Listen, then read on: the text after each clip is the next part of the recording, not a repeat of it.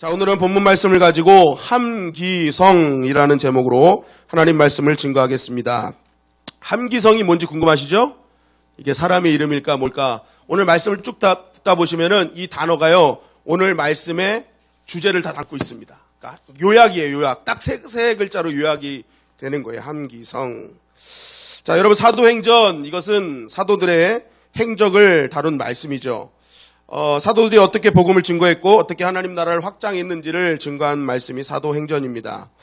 그런데 이런 사도행전에 또 다른 제목이 있습니다. 그것은 바로 성령행전이라는 거예요. 성령행전. 사도들이 모든 행적을 했는데 이 행적의 모든 원천은 성령으로부터 진행이 되었다라는 것입니다.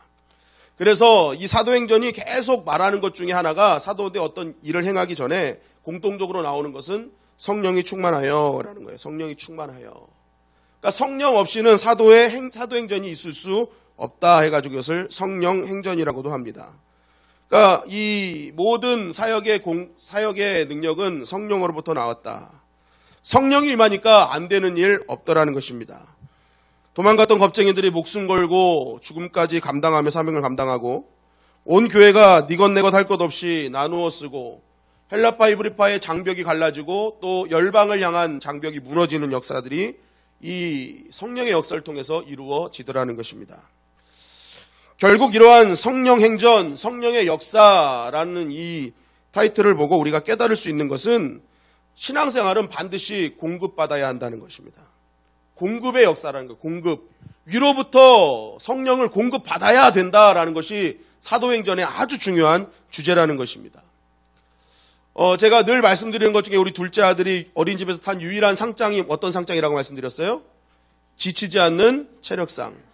유일하게 가져온 상장입니다. 지치질 않아요, 이 아이가. 그래서 제가 예전에 그 아이의 그 지치지 않는 이유를 찾아봤더니 이게 막 놀다가 이제 눈이 스르르 감기다 보면 이제 자겠구나 이렇게 생각을 했는데 이 아이가 그럴 때 항상 하는 게 냉장고 문을 열어요. 그래서 자기가 먹고 싶은 걸 막 먹는 거예요. 막 먹어요. 그러면요, 감겼던 눈이 펑쩍 끼어져요. 그래서 약간 좀 크레이지 모드로 바뀝니다. 막 초콜릿 먹고 막 이래가지고 애가 크레이지 모드로 바뀌어서 또 자려고 했던 아이가 막 힘차게 뛰어놉니다. 가만히 보니까 이 아이가 지치지 않는 이유는 공급에 있었구나. 그냥 지칠 것 같으면 먹는 거예요. 그러니까 자꾸만 공급이 들어가니까 계속 지치지 않더라는 것이죠. 여러분, 해거리라는 말을 아십니까? 해거리. 이게 뭡니까? 이 나무가요, 어느 해가 되면 갑자기 한 해 동안 열매를 맺지 않고 가만히 있는 그러한 현상입니다. 뭐 병충해를 입은 것도 아니고 토양이 나빠진 것도 아닌데 나무가 갑자기 열매 맺기를 포기하는 그 순간이 바로 해거리라는 것이죠. 그런데 이것을 왜 하느냐? 이 나무는요, 이 해거리 동안 완전히 모든 활동의 속도를 최대한 늦춥니다. 그리고 오로지 재충전하는 데 모든 힘을 다 쏟는 거예요. 그래서 햇빛을 공급받고 영양분 공급받고 수분을 계속 공급받고 1년 동안 이러한 공급이 있은 후에 그때부터 열매를 맺기 시작한다는 것입니다. 그럴 때 뭐예요? 더 건강한 나무가 되고 더 싱싱한 열매들이 주렁주렁 맺히게 되는 것이죠. 여러분, 마찬가지로 힘 있는 신앙은 언제 오느냐? 우리가 공급받을 때입니다. 우리가 공급받지 않고 그냥 막 내 힘으로 하다 보면요, 100% 탈진이 오게 돼 있습니다. 번아웃 되게 돼 있어요. 그래서 쉬지 않고 공급받는 거, 이거 굉장히 중요하다는 것입니다. 사도행전 10장 38절에 보니까 이렇게 말씀 증거하고 있습니다. 시작. 하나님이 나사렛 예수에게 성령과 능력을 기름 붓듯 하셨으며 그가 두루 다니시며 선한 일을 행하시고 마귀에게 눌린 모든 사람을 고치셨으니 이는 하나님이 함께 하셨습니다. 자, 예수님의 사역은 쉬지 않고 두루 다니시고 선한 일 행하시고 마귀에게 눌린 모든 사람을 고치시는 일이었어요. 예수님은 아침부터 저녁까지 일을 쉬지 않고 하셨어요. 그런데 이러한 영적 사역을 감당했던 가장 그 큰 원인이 뭐예요? 이게 어떻게 감당하셨냐는 거예요. 하나님께서 나사렛 예수에게 뭘 기름 붓듯 하셨어요? 성령과 능력을 기름 붓듯 하셨다. 늘 하나님이 함께 하시면서 성령과 능력을 기름 붓듯 하시니까 멈추지 않는 사역이 되었다고 말씀하고 있습니다. 즉, 공급이 있어야 되는 거예요. 예수님이 이 땅에 육신의 몸을 입고 오셨기 때문에 한계가 있었지만 그 한계를 위로부터 주시는 공급으로 인해서 그 한계를 뛰어넘으셨다는 것입니다. 여러분, 사도들이 초대교회를 이루고 사도행전에 지치지 않는 사역의 힘도 바로 오늘 말씀은 공급에 있었다는 거예요. 위로부터 주시는 공급, 하나님이 주시는 공급, 그 은혜의 공급이 결국 멈추지 않는 사역을 감당하게 했다는 것이죠. 사도행전 2장 37절 36절에 보니까 이렇게 말씀하고 있습니다. 시작. 그런즉 이스라엘 온 집은 확실히 알지니 너희가 십자가에 못 박한 이 예수를 하나님이 주와 그리스도가 되게 하셨느니라 하니라. 그들이 이 말을 듣고 마음에 찔려 베드로와 다른 사도들에게 물어 이르되 형제들아 우리가 어찌할꼬 하거늘. 자, 이 말씀은 그 초대교회의 그 주역들이 누구였느냐, 초대교회를 세운 그 성도들이 누구였느냐라는 말씀 중에 한 말씀인데, 그때 초대교회를 함께 이룬 사람들이 누구냐는 거예요. 예수님을 십자가에 못 박은 유대인들이라는 것입니다. 이들이 말씀을 듣고 막 가슴이 막 찔려오는 거예요. 우리가 어떻게 해야 됩니까? 어떻게 해야 됩니까? 베드로 얘기합니다. 회개하여, 회개해라. 회개해서 예수 그리스도를 주로 모셔라 라는 거예요. 여러분, 예수님, 이 초대교회의 멤버들은요, 예수님 십자가에 못 박혀 죽인 사람들이 멤버였어요. 또 사도행전 1장 13절은 이렇게 증거합니다. 시작.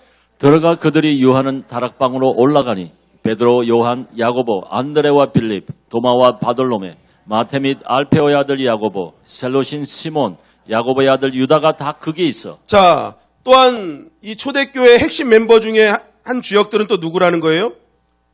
여기 이름 한번 보십시오. 생전 처음 들어본 이름입니까? 예, 한 번쯤은 들어보셨죠? 예, 베드로, 예, 요한, 야고보, 안드레, 빌립, 도마. 뭐 우리가 신앙생활하면 누구나 한 번쯤은 들어봤을 예수님의 제자들 이름이죠. 그런데 이때까지는 이들이 뭐예요? 굉장히 비참했어요. 예수님 십자가에 달리니까 다 도망갔고요. 예수님이 40일 동안 함께 계셨는데도 그래도 못 믿는 사람들이 있었어요. 얼마나 이 예수님의 제자들이라고 하면서 얼마나 굉장히 쑥스럽고 부끄러운 모습들에 있었습니까? 어떤 영향력과 권세와 어떤 지식도 없는 평균 이하의 사람들. 그런데 오늘 보니까 예수님의 십자가에 못 박혀 죽게 한 장본인들, 예수님을 3년 동안 따라다니면서도 예수님 십자가에 못 박혀 도망가고 40일 동안 함께 계셨음에도, 부활 후 40일 동안 함께 계셨음에도 아직 믿지도 않았던 이들이 어떻게 해요? 성령의 공급 받으니까 초대교회 주역이 되더라는 거예요. 결국 우리의 연약함, 우리의 부족함, 이게 중요한 게 아니라는 거예요. 우리가 뭐 대단해? 그게 아니라는 거예요. 진정한 하나님의 역사는 어디서부터 시작된다? 성령의 공급으로부터 시작된다. 그 공급을 받아야 아무리 연약한 자도 끝까지 하나님의 사명을 감당할 수 있다. 부족해도 연약해도 주님이 그 힘으로 감당하게 하시다는 것입니다. 여러분, 신앙생활은 신념과 오기와 자존심으로 하는 것도 아니고요, 장담으로 하는 것도 아닙니다. 베드로 성령 받기 전에 다 주를 떠나도 난 주를 떠나지 않겠습니다. 막 장담했잖아요. 내가 이거 안 지키면 내 손에 장을 지집니다 했는데 장도 안 지지고. 많은 사람들이 신앙생활 그렇게 해요. 주님, 내가 이거 안 지키면 내 손에 장을 지집니다. 장담하면서 신앙생활해요. 여러분, 결단하고 장담하는 게 나쁘다고만 얘기할 수 없습니다. 해야 돼요. 결단도 해야 되고 장담도 해야 돼요. 그러나 따라하겠습니다. 공급 없는 장담은 헛것이다. 네, 공급 없는 하나님의 은혜가, 내가 기도하지 않고 하나님께 공급받지 않는 그 장담은요, 다 헛것이라는 거예요. 성령 받아서 하는 장담은요, 이룰 수 있어요. 그런데 성령 없는 장담이요, 그거는 100% 실패하게 되어 있다는 것입니다. 여러분, 오늘 우리가 이 밤에 그 성령의 공급을 받기를 주님의 이름으로 간절히 축원합니다. 우리 신앙생활이 활기차지는 때가 언제인 줄 아세요? 성령 공급 받을 때예요. 우리가 막 오늘 찬양을 해도요, 한국을 가지고 막 100번을 불러도 지겹지 않을 때가 언제인 줄 아세요? 성령 충만할 때예요. 성령 충만할 때. 근데 성령 충만하지면 어떻게 돼요? 1절부터 4절 부르는 것도 힘들어요. 성령 충만하지 않으면요, 찬양 한 곡 부르는 것도 힘들어요. 그런데 위로부터 공급 받으면요, 어떤 것도 문제가 되지 않는다는 거예요. 성령 없이 신앙생활 하니까 내가 자꾸만 지치는 거예요. 여러분, 성령이 임하면, 하늘의 공급이 임하면 어떤 것도 문제가 되지 않게 될 줄 믿습니다. 성령의 역사가 일어나는 거예요. 여러분, 오늘 혹시 하나님과 막혀진 공급선이 있다면 한번 점검을 해 보십시오. 내가 그거 하나만큼은 늘 하면 하나님께서 나를 공급해 주신 게 있었어요. 말씀이든지 기도든지 찬양이든지 내가 무엇인가 하나만 하면 그것만 집중하면 하나님이 그때마다 부어주시는 능력이 있었다니까요. 그런데 어느 순간 그것이 막혀버린 거예요. 그래서 내 안에 감사가 떨어지고요. 내 안에 사명의 힘도 뚝뚝 떨어지는 거예요. 하나님만 생각하면 감사했던 내가, 주님의 은혜만 생각하면 하염없이 눈물을 흘렸던 내가, 헌신을 해도 사명을 해도 지치지 않았던 내가 어느 순간 지치고 있다면 지금 뭔가 막혀져 있는 거예요. 여러분 오늘 그 공급 루트를 뚫으시기를 주님의 이름 간절히 축원합니다. 뚫어야 사는 거예요. 뚫어야 사는 거예요. 둘째는 뭐예요? 성령 충만은 반드시 변화를 가져온다는 것입니다. 여러분 많은 사람들이 오순절 성령 사건을 다루면서 집중하는 게 뭡니까? 어떤 성령이 임하는 모양에 집중해요. 불처럼 바람처럼 혀처럼 그래서 불 받아야 된다 막 이렇게 얘기하고 막 그러는데 여러분 진짜 성령 충만을 얘기할 때는 이게 주가 돼서는 안 됩니다. 이러한 현상들은요 성령을 받은 사람들의 주관적인 느낌을 적은 것 뿐이에요. 여러분 만약에 불같이 임한다 그러면 불 안 받은 사람은 어떡할 거예요? 예수님은 세례 받으실 때 성령이 어떻게 역사하셨어요? 비둘기처럼 임했잖아요. 꼭 불처럼 임하는 게 아니에요. 평화롭게도 임한다니까요. 그거는 각 사람마다의 주시는 하나님의 그 독특한 어떤 체험일 뿐입니다. 진짜 성령의 역사의 핵심은 뭐냐? 변화에 있다는 거예요. 변화. 성령 충만. 오늘 성경이 얘기하는 성령 충만은 나를 반드시 변화시킨다는 거예요. 반드시 성령은 변화의 영이라는 것입니다. 사도행전 2장 4절 말씀해 보니까 이렇게 증거하고 있죠. 시작. 그들이 다 성령의 충만함을 받고 성령이 말하게 하심을 따라 다른 언어들로 말하기를 시작하니라. 자, 성령의 충만함을 받았다. 성령 받은 것보다 더 중요한 건 뭐예요? 다른 언어들로 말하기 시작했다는 거예요. 다른 언어들. 이 똑같은 말을 했던 사람들이 다른 언어를 말하는 사람들로 변화되었다. 다른 언어들로 막 예수를 증거하기 시작한 거예요. 여러분 또 말주변이 없던 베드로가 어떻게 해요? 그 겁주영이 베드로가 어떡합니까? 막 5,000명 막 변화시키는 설교자로 바뀌어버리잖아요. 예수님 때문에 도망갔던 사람이 예수님 때문에 목숨 걸고 복음 전하는 자로 바뀌는 거예요. 이것은 베드로뿐만이 아니라 초대교회 모든 성도들의 변화가 일어났습니다. 그들은 날마다 성전에 모이기 시작했고 물건을 통용하기 시작했고 이전에 하지 않았던 오로지 기도에 힘쓰기 시작했고 순전한 마음으로 음식을 나누는 자들로 변화되더라는 거예요. 여러분 성령은 반드시 변화시키는 영이라는 것입니다. 그러니까 우리가 어떤 사람을 볼 때 성령의 영인, 성령의 사람인가를 볼 때는 막 어떤 막 뜨거운 모습 막 이런 게 아니라 그 사람이 진정한 삶의 변화가 있는가라는 거예요. 정말 저 사람이 하나님 앞에 이전과 다른 모습으로 하나님 앞에 서는가? 여러분 교회가 성령 충만한 교회는 어떤 교회예요? 성령 충만한 교회가 어떤 교회예요? 변화가 있는 교회라니까요. 성령 충만한 교회는 반드시 변화가 있는 교회예요. 사람 수가 많고 건물이 화려한 교회가 아니라 그 교회 안에 있는 성도들의 변화가 있는가? 그게 성령 충만한 교회의 핵심이라는 것입니다. 여러분 오늘날 교회가 많이 무력해진 이유는요. 모이게 하는 건 성공했으나 변화시키는 것에 실패했기 때문에 그렇습니다. 여러분 우리 주님의 영광교회가 변화되는 교회가 되기를 주님의 이름을 간절히 축원합니다. 변화돼야 돼요. 여러분 변화돼야 돼요. 근데 여러분도 사실 저도 그렇고요. 답답할 때가 있어요. 저도 제가 답답해요. 왜냐? 변하고 싶거든요. 내가 언제까지 이렇게 목회할 것인가? 내가 언제까지 이러한 목사로 있을 것인가? 막 잘하는 목사님들 보면 나도 저렇게 하고 싶고 막 변화되고 싶은데 하면서 막 가슴을 칠 때가 있어요. 그런데 오늘 답을 얻었어요. 성령 충만하면 된다는 거예요. 내가 뭘 노력을 해서 되는 게 아니라 정말 변하지 않는 내 자신을 놓고 하나님 앞에 성령 충만을 구할 때 그 영이 나를 변화시키는 것입니다. 사도행전 2장 16절 17절은 이렇게 증거합니다. 시작. 이는 곧 선지자 요엘을 통하여 말씀하신 것이니 일러스되 하나님이 말씀하시기를 말세에 내가 내 영을 모든 육체에 부어주리니 너의 자녀들은 예언할 것이요 너희의 젊은이들은 환상을 보고 너희의 늙은이들은 꿈을 꾸리라. 자, 이 말씀을 보십시오. 내가 말세의 내 영을 모든 육체에 부어줄 것이다. 그 영을 부어주면 어떤 일이 일어난다는 거예요? 여기서 핵심은 뭐예요? 바뀐다는 거예요. 바뀐다는 거예요. 보세요. 자녀들이 예언한대요. 여러분 자녀들 예언하나요? 예언하나요? 우리 자녀는 예언한다. 아침마다 일어나가지고 샬라샬라 하면서 막, 곧 있으면 종말이 올 것이다. 피지로 떠나라. 막 이렇게 예언하는, 사람이 있습니까? 여러분, 성령이 자녀에게 임하면요.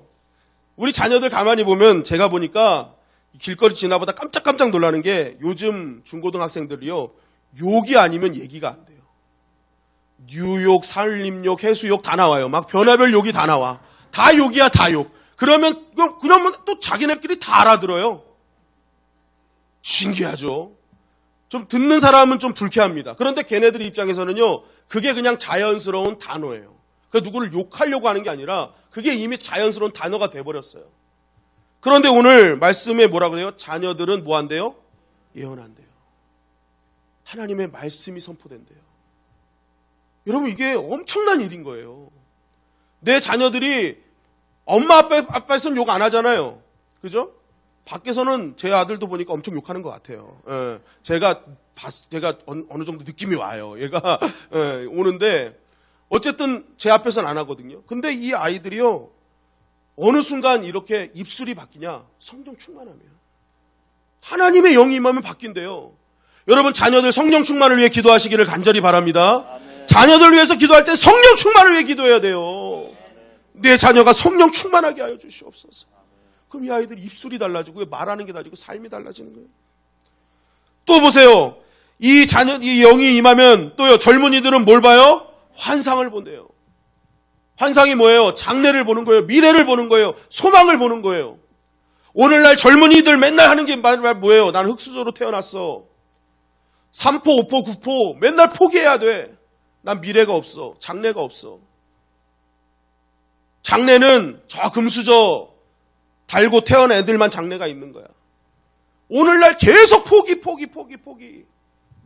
그런데 이런 젊은이들이 언제 달라진대요? 하나님의 영이 임하면. 성령이 임하면 그들이 보는 게 달라지는 거예요. 그래, 난 없어. 난 부족해. 그러나 내가 믿는 하나님이 나에게 여호와 일의 하나님으로 준비하고 계셔. 벌써 해석이 달라지고 선포가 달라지는 거예요. 근데 그게 언제예요? 성령이 임하면. 여러분, 우리 청년들 성령의 충만함을 놓고 기도하시기를 주님의 이름 간절히 축원합니다. 성령 충만해야 돼요. 그리고 늙은이들, 이건 늙은이들 하니까 좀 깜깜이 그래요. 그냥 아비들은 뭐 한대요? 꿈꾼대요. 제가 제일 만만해서 그런데 권지현 장로님 혹시 꿈꾸세요? 네. 꿈꾸세요, 지금? 아직도 막 절벽에서 떨어지는 꿈 막 이런 거 꾸시나요? 이게요, 연세가 드시면 드실수록 자꾸만 내가 나이가 이제는 못해. 그런데 여러분, 성령이 임하면요, 노래가 바뀌어요. 내 나이가 어때서. 성령이 임하면요, 내 나이가 어때서. 갈렙 보세요. 내 나이가 어때서. 하나님 주세요. 헤브론 주세요. 그러잖아요.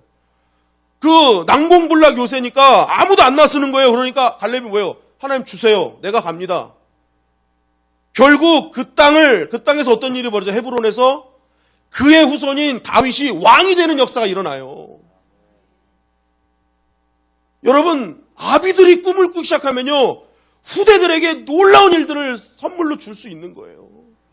그런데 그때가 언제라는 거예요? 성령이 임하면. 성령이 임하면 반드시 변화되는 것입니다. 그럼 왜 성령이 임하면 변화가 될까요? 고린도전서 12장 3절을 이렇게 증거합니다. 시작. 그러므로 내가 너희에게 알리노니 하나님의 영으로 말하는 자는 누구든지 예수를 저주할 자라 하지 아니하고 또 성령으로 아니하고는 누구든지 예수를 주시라 할 수 없느니라. 자, 여기서 핵심은 뭐예요? 성령은 예수 그리스도를 주로 고백할 수 있다는 거예요. 이게 중요한 거예요. 예수님이 내 주인이십니다. 여러분, 예수님이 내 주인인데 내가 어떻게 다른 것을 할 수 있겠어요? 예수님을 나의 주인으로 고백하는 사람이 어떻게 다른 삶을 살 수 있겠어요? 성령은 그 역할을 하는 거예요. 하나님의 영이 임하면요, 예수님이 너의 주인이다. 너가 너 인생의 주인이 아니다. 그럼 나의 삶 속에서 이것이 기억나는데 어떻게 내 인생을 내가 주인처럼 살 수 있겠냐는 거예요. 요한복음 14장 26절입니다. 시작. 보혜사 곧 아버지께서 내 이름으로 보내실 성령 그가 너희에게 모든 것을 가르치고 내가 너희에게 말한 모든 것을 생각나게 하리라. 또한 성령께서 우리에게 어떻게 하신대요? 가르치시고 말한 것을 생각나게 해주신대요. 예수님이 말씀하셨던 것들 다 알려주시고 가르쳐주시고. 그러니까 뭐예요? 모든 상황 속에서 예수님이 하신 말씀들이 기억나는 거예요. 사람의 관계로 인해서 막 힘들고 어려울 때, 정말 용서가 안 될 때 어떻게 하는 거예요? 어떻게 해야 될지 모를 때 하나님이 그때 말씀으로 주시는 거예요. 내가 무엇을 하며 어디로 가야 하며 어떻게 할지 모를 때 생각나게 하시는 거예요. 그러니까 뭐예요? 우리의 따르는 모든 길이 성령의 그런 인도하심을 따르는 길이라는 거죠. 그러니까 우리의 인생이 편하지 않을 수 없는 것입니다. 여러분, 성령 충만을 받은 사람은요, 신비롭게 사는 사람이 아닙니다. 걸음걸이가 거룩 막 이렇게 사는 것도 아니고요. 목소리가 할렐루야 이렇게 바뀌는 것도 아니에요. 여러분, 진짜 성령의 사람은요, 때로는 신비한 것과 거리가 멀 수도 있어요. 좀 막 철랑거리는 것도 있을 수 있어요. 그리고 청상유수처럼 기도도 못할 수도 있어요.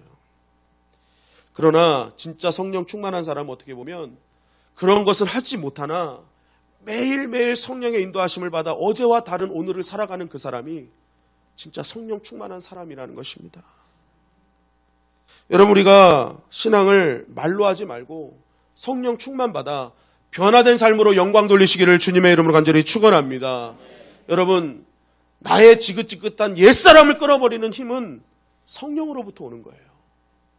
내가 일부러 끊으려고 하지 마시고 오늘 이 시간 성령 충만을 구하시기를 주님의 이름으로 간절히 축원합니다. 옛사람이 벗어버져 버리고 새 사람을 입는 은혜가 있게 될 줄 믿습니다. 그렇다면 우리 교회가 성령 충만한 교회요, 성령 충만한 성도가 되기 위해서 우리가 기억해야 될 것은 무엇인가?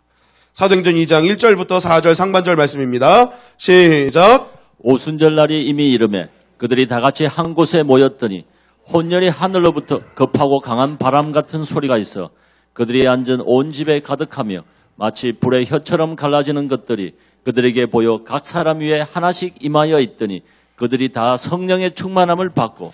자, 오늘 성령 받은 사건의 시작, 그 시작은 무엇으로부터 시작했다? 한 곳에 모여서 있을 때 역사가 시작됐음을 성경은 말하고 있습니다. 여러분, 성령의 역사는요, 언제 이러느냐? 믿음의 공동체에 더 강하게 역사한다는 것입니다. 어떤 분은 그래, 하나님 어디나 계시잖아요. 여러분, 근데 하나님이 노래방에서 역사하시는 거 봤습니까? 노래방 가서 여러분 혹시 막 성령 충만으로 막 이거 부르신 적 있으세요? 여러분, 하나님은 어디나 계시는 게 맞아요. 그러나 성경을 가만히 보세요. 성경에는요, 두세 사람이 내 이름으로 모인 곳에 하나님의 역사가 더 큽니다. 그냥 모인 곳이 아니라 누구의 이름으로? 내 이름으로. 예수님의 이름으로 그 모인 그 공동체에 하나님이 함께 하시는 거예요.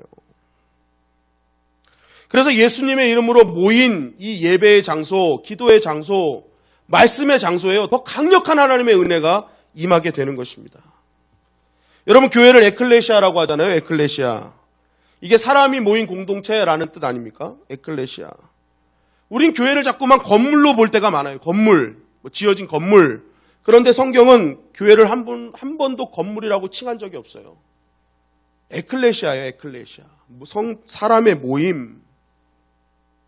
그러니까 이곳에 아무리 좋은 성전을 만들어놔도요, 우리 믿는 사람이 없으면 이건 교회가 아니라니까요. 십자가 없고 주의 이름으로 모인 사람들이 없으면 교회가 아닙니다. 그냥 건물일 뿐이에요. 구약 성경에서도 이 교회라는 말은 직접적인 언급이 없지만 교회라는 개념이라는 단어를 사용할 때 카할과 에다를 사용합니다. 카할과 에다. 이 카할은 의논하기 위해서 소집된 공동체라는 뜻으로 이스라엘의 회중을 말합니다. 회중. 에다는 택함받아 모인 집단이라는 뜻입니다. 그러니까 항상 하나님의 나라, 하나님의 교회라는 것을 이 개념을 사용할 때는 사람이 모인 것을 얘기했지 어떤 건물이 지어진 것으로 교회를 명시하지 않았다는 것이죠. 그래서 이 칼이라는 단어를 히브리어로 에클레시아, 히브리어를 헬라어로 바꿀 때 에클리아로 바뀐 것이고, 에다라는 히브리어가 이 히라버로 바뀔 때 함께 모이다라는 시나고게라는 단어를 바뀌게 된 것입니다. 70인역에서 그렇게 바꾼 거예요. 여러분 보세요. 교회는요, 건물이 아니라는 거예요. 교회는 뭐예요? 믿음의 성도의 공동체라는 거예요. 그래서요, 믿는 자들이 모인 그곳에 어떻게 되는 거예요? 하나님의 역사가 임하게 되는 것입니다. 여러분, 그래서 마귀는요, 어떻게든지 하는 일이 뭐예요? 공동체 못 가게 하는 거예요. 믿음의 공동체, 믿음의 사람들이 모인 곳에 어떻게든지 못 가게 합니다. 못 가서 어떻게 해요? 떨어뜨려 놓는 거예요. 떨어뜨려 놓는 거예요. 그래서 어떻게 해요? 우는 사자같이 삼켜버리는 거예요. 여러분, 세렝게티에서 먹이는 다 어떤 거예요? 세렝게티 동물의 왕국 보셨잖아요. 거기에 보면은요, 누떼 중에 약한 새끼 같은 게 뒤로 처지면요, 다 그거 잡아먹어요. 누떼를 직접 공격하지 않습니다. 공동체에서 떨어진 거, 그거 노리고 있다가 그거 잡아먹어요. 여러분, 아말렉이 심판받은 이유가 뭐예요? 출애굽할 때 노약자들, 어린이들 뒤처진 거 잡아가지고 공격한 것 때문에 하나님께서 진노하셨잖아요. 공동체에서 떨어지게 합니다. 어떻게든지. 그래서 나중에 그거 잡아먹는 거예요. 여러분, 우리가 공동체 안으로 들어오는 것 어려운 것 일이 분명히 있습니다. 갈등도 있고요. 시험도 있고 거북한 일도 분명히 있습니다. 여러분, 오늘 지난번에도 한번 말씀드렸지만 이 오순절날에 다락방에 모인 사람들 서로 친했습니까? 안 친했습니까? 말씀드렸잖아요. 이 안에 있는 것 자체가 거북한 사람들이에요. 예수님의 제자들 그렇게 3년 동안 따라다녔으면서도 예수님 십자가니까 도망가고 40일 동안 함께 하셨음에도 불구하고 여전히 믿지 않는 그들.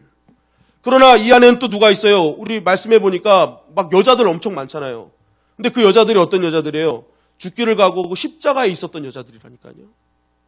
그럼 그 여자들이 예수님, 부활하신 예수님 봐도 믿지 않는 그 제자들을 보면서 얼마나 한심하게 생각했겠어요. 아유, 저것도 남자라고 저게, 아유, 저거 뭐. 베드로나 막 도마나 의심했던 사람들도 마음속에 그래도 다 이유가 있어. 어디서 굴러온 돌이 박힌 돌을 빼려고 그래. 막 이러면서 막 서로 간에 거북한 게 분명히 있을 거라니까요. 이 오순절 다락방의 시간은요, 성령 받기 시간은요, 굉장히 거북한 시간이었습니다. 그런데 중요한 건 뭐예요?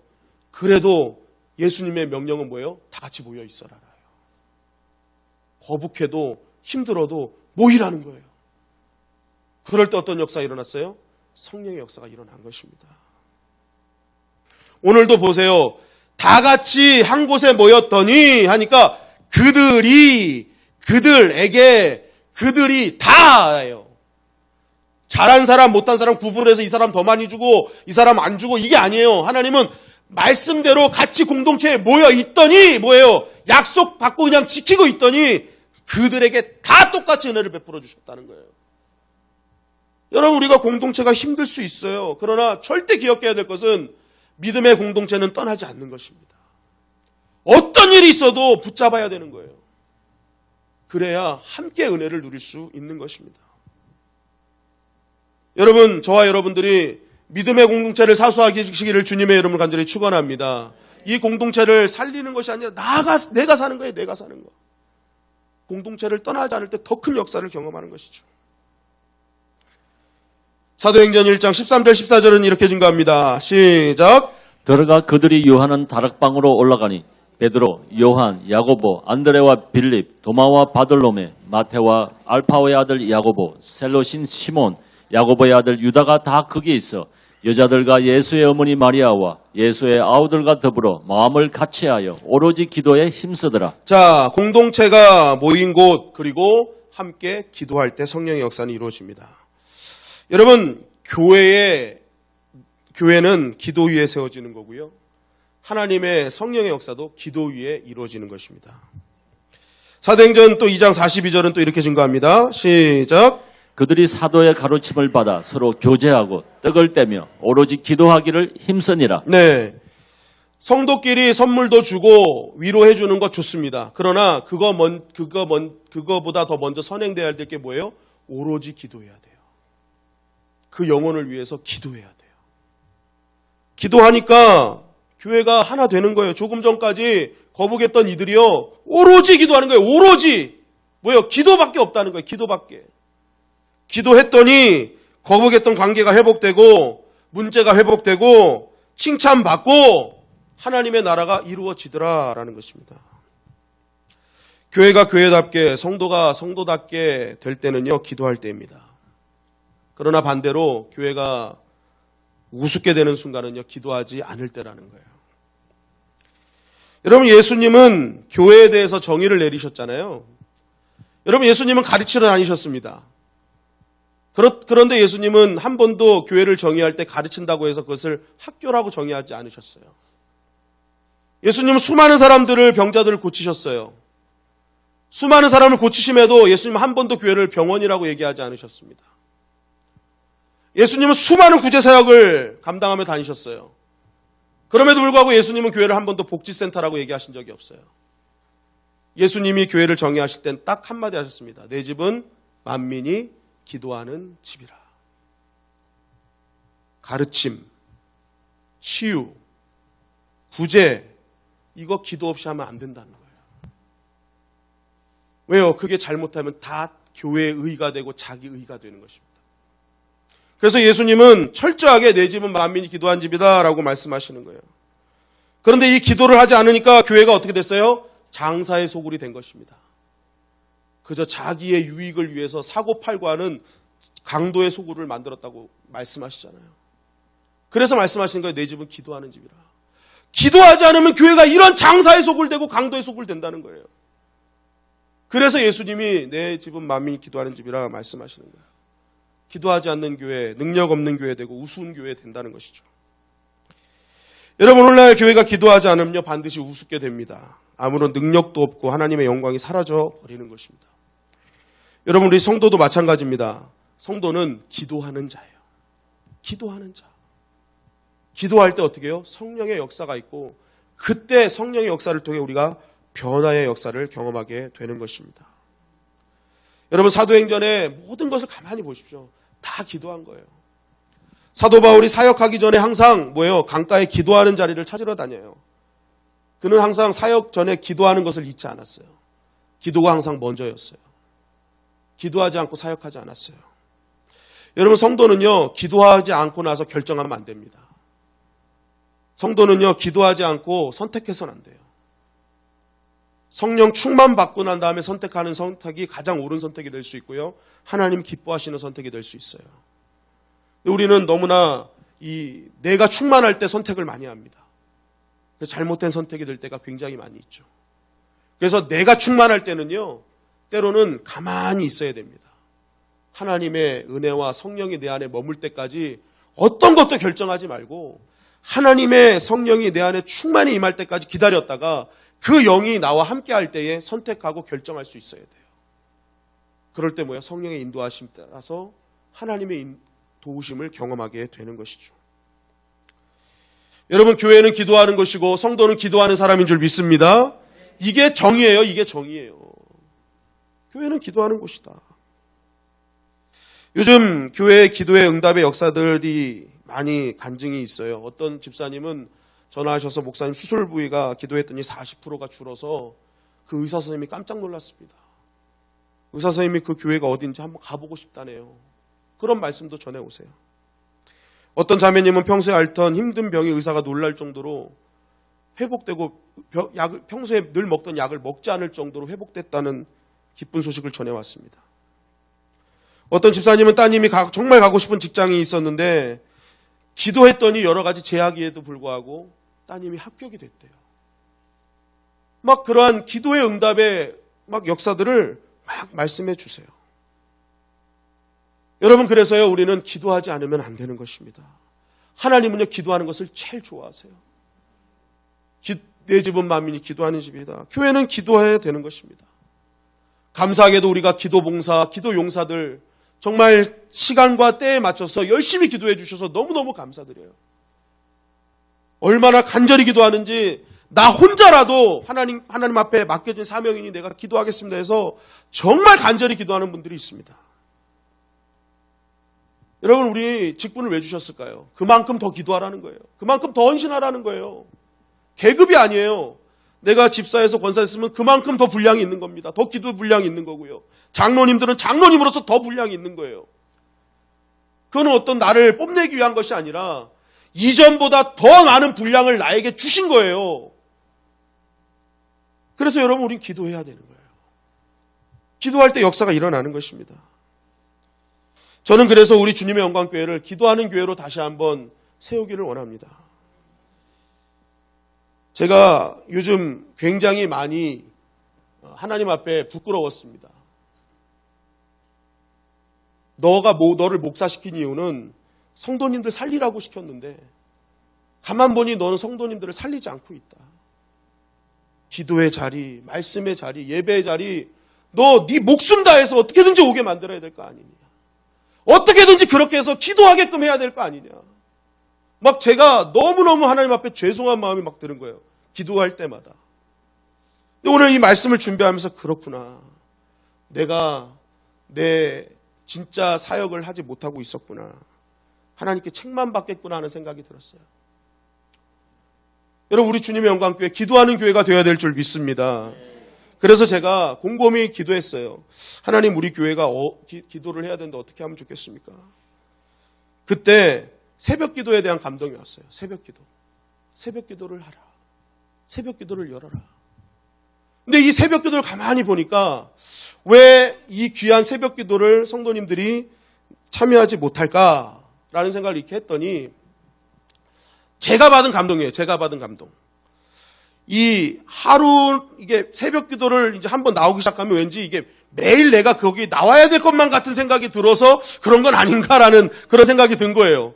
한번 나오면은 저 사람 또 왜 안 나오지 하는 막 이런 생각. 그러니까 나는 개인적으로 기도의 제목이 와서 그날은 또 와서 왔는데 또 이게 계속 안 나오니까 그게 괜히 또 한번 나가면 눈치가 보이고 막 이런 그런 부분들도 있지 않을까라는 생각이 드는 거예요.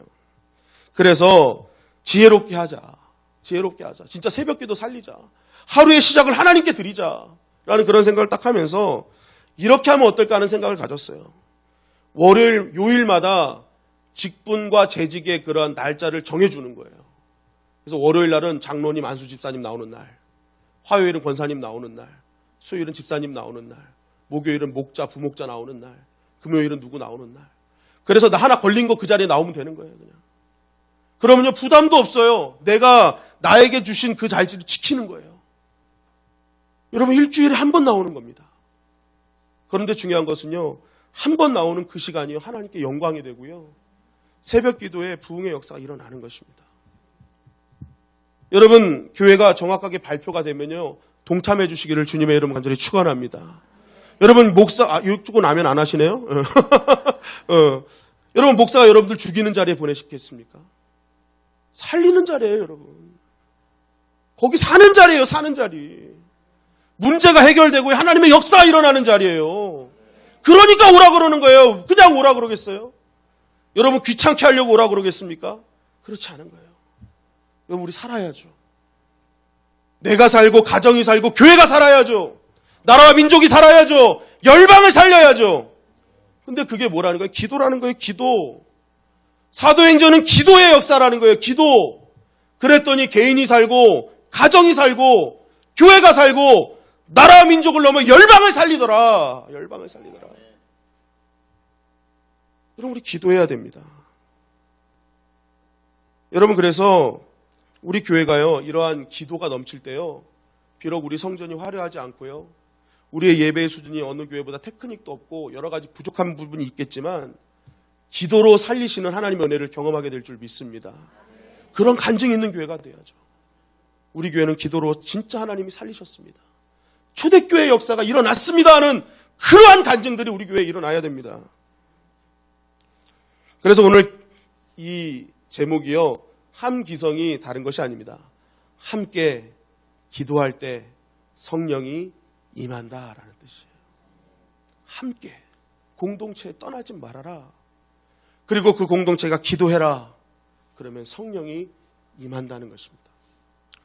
여러분, 우리 주님의 영광교회가 이제는 믿음의 공동체로서 그 믿음의 공동체만이 할 수 있는 내 집은 만민이 기도하는 집이라 말씀하셨던 주님의 그 말씀 붙들고 기도하는 공동체 되기를 주님의 이름으로 간절히 축원합니다.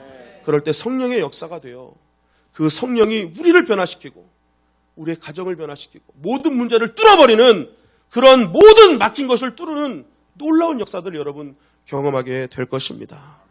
모든 장벽을 넘는 힘, 성령 충만에 있어요. 그 성령 충만은 기도하는 자만이 누릴 수 있는 것입니다. 우리가 기도함으로써 오늘 이 시간에 있었던 우리 가정의 모든 장벽들이 뚫어지고 교회의 문제들이 해결되고 여러분들의 인생의 문제가 해결되는 은혜의 시간이 되시기를 주님의 이름으로 간절히 축원합니다.